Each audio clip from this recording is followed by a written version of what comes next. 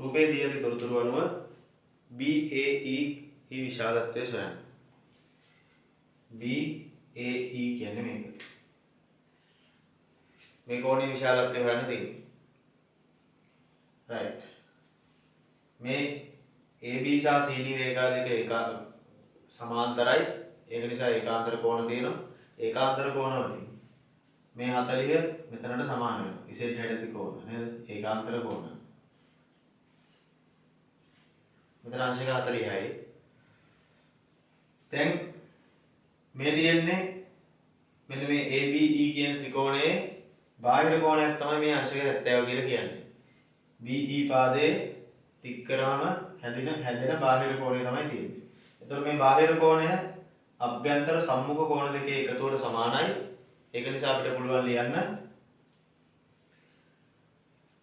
මේ අංශක 40යි BAE කෝණය එකතු කරාම අංශක 70යි කියලා.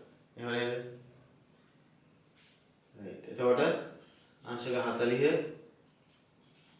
ධන BAE සමානයි අංශක 70යි. අංශක 70යි. එහෙමනම් BAE සමානයි